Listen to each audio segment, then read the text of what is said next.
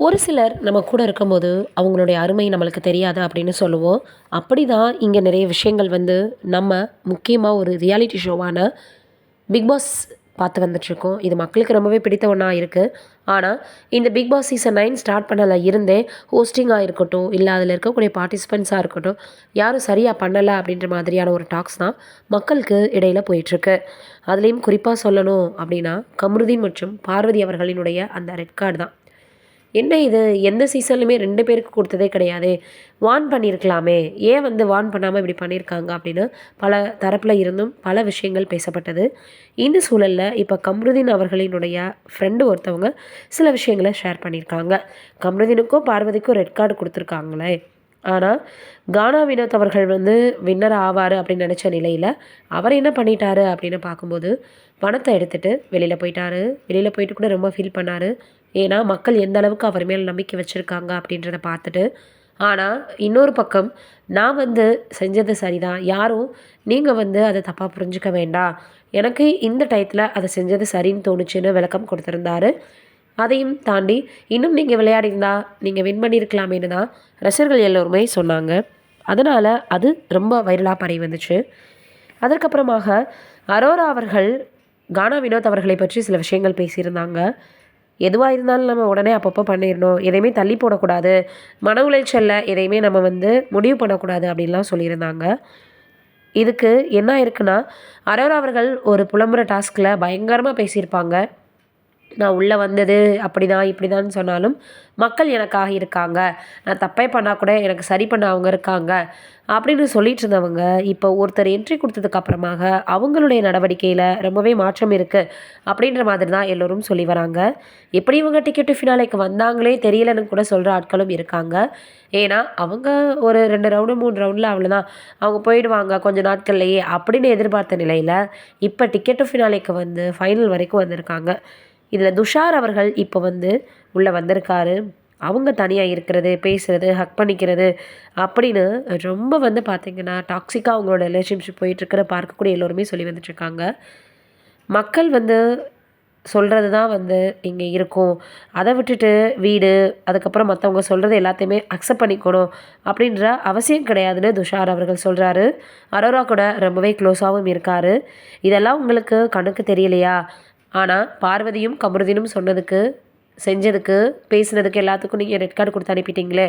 ஏன் அவங்கள நீங்க வந்து வார்ன் பண்ணியிருக்க கூடாதுன்னு எல்லோருமே சொல்லி வராங்க சமூக வலைதளங்கள்ல. இது ஒரு பக்கம் இருக்க, என்ன ஆயிருக்குன்னா, அரோரா, துஷார் அவர்கள் ஹக் பண்ணிக்கக்கூடிய வீடியோ சமூக வலைதளங்கள்ல பரவுது. நிறைய விஷயங்கள் அவங்க பேசும்போது, துஷார் அவர்கள் அவங்களுக்கு சப்போர்ட் பண்ணுறதுன்னு எல்லாமே தொடர்ந்து இப்போ வீடியோவாக வெளியாகி, அதுவும் வைரலாகி பரவி வந்துட்டுருக்கு. அரோரா அவர்கள் இப்படியெல்லாம் பண்ணுறத பார்த்துட்டு, பழைய அரோரா மறுபடியும் வந்துட்டாங்க போலயேன்னு சொல்கிற அளவுக்கு ஆயிடுச்சு. இவங்க கூட டைட்டில் வின் ஆகுறதுக்கான சான்ஸ் நெறைய இருக்கு அப்படின்னு எல்லோரும் சொல்லி வந்துட்டுருக்காங்க. நல்ல லைஃப் அமையணும் அப்படின்னா, நம்மளுக்கு குடுத்துருக்கக்கூடிய டாஸ்க்கை எப்படியாவது கஷ்டப்பட்டு முடிச்சிடணும் அப்படின்றது தான் இந்த பிக் பாஸினுடைய ஒரு மோட்டோவாக, அதுதான் அதனுடைய முக்கிய ஒரு விஷயமாக பார்க்கப்பட்டு வந்துட்டுருக்கு. இந்த சூழல்ல என்ன இருக்குன்னா, கேமரா இருக்குது. நம்ம வந்து இப்படி தான் இருந்தாகணும் அப்படின்னு நம்மள போய் அங்க விட்டா கூட அப்படி இருப்போமா அப்படின்றது தெரியல. ஏன்னா, கெட்டவங்க அப்படின்றது அந்த வீடியோல அவங்க நடந்துக்கிறத பொறுத்து தானே தவிர, உள்ள போயிருக்க எல்லாருமே கெட்டவங்களும் கிடையாது. வெளியில வந்திருக்க எல்லாருமே வந்து பார்த்தோன்னா, நல்லவங்களும் கிடையாது. அவங்கவங்களுக்குன்னு பர்சனல் கேரக்டர் இருக்கும். அவங்களுக்கு குடுத்துருக்கக்கூடிய டாஸ்க்க தான் பண்ணியிருக்காங்களே தவிர, அவங்க வந்து யாரையும் நம்ம கெட்டவங்கன்னு சொல்ல முடியாது. இதையெல்லாம் தாண்டி இந்த சீசன்ல ரொம்ப ஒரு முக்கியமான விஷயமாக பார்க்கப்படுறது என்ன அப்படின்னா, ஃப்ரெண்ட்ஷிப் தான். என்னன்னா, குமரனாவை நம்ம கமருதீன் அவர்கள பார்த்துட்டோம். ஆனா, அவர வந்து நம்மளால கமருதீனுடைய கேரக்டர முழுமையா அதுவும் இந்த சீசன்ல ஏத்துக்க முடியலன்னு தான் சொல்லணும். அவருடைய கேரக்டர் வெளியில வரும்போது எப்படி வேணாலும் இருக்கலாம். அரோராவுக்கும் இவருக்கும் இருக்கக்கூடிய ஃப்ரெண்ட்ஷிப்ப பத்தி நம்ம சொல்லி தெரிய வேண்டியதில்ல. அந்த அளவுக்கு ரொம்ப நல்லாவே இருக்குது. இப்போ கமருதீன் அவர்களினுடைய ஒரு ஃப்ரெண்டு தான். அவங்க ஒரு ஃபேன் கேர்ள்னே சொல்லலாம். என்னன்னா, வார்னிங் குடுத்துருக்கலாமே! எதற்காக கமருதீனுக்கும், பார்வதிக்கும் வந்து நீங்க வந்து ரெட் கார்டு குடுத்தீங்க? இப்போ சபரி, பார்வதி இருந்தப்போ ஃபன்னாக பண்ணாங்க. அடுத்தடுத்து என்ன வரும் அப்படின்னு எக்ஸைட்டடாக எல்லாருமே எதிர்பார்த்தாங்க.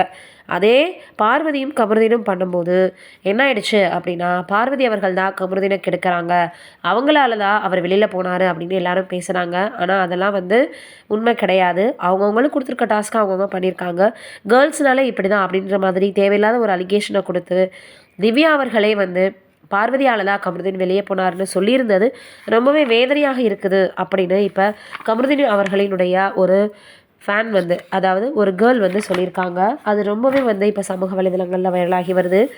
இங்கே என் மேலே தான் தப்பு, உன் மேலே தான் தப்பு அப்படின்றதையும் தாண்டி இவங்க 2 பேர் மேலேயும் தப்பு அப்படின்னோன்னா எல்லாருமே அங்கே ஒரு சில விஷயங்கள் தப்பாக பண்ண தானே செய்கிறாங்க. இவங்களுக்கு மட்டும் ஏன் ஒரு பனிஷ்மெண்ட் மாதிரி ரெட் கார்டு கொடுக்கணும் அப்படின்னு அந்த கேர்ள் கேட்டிருக்காங்க. எல்லோருமே இந்த விஷயத்தை பற்றி அதிகமாக பேசி வராங்க.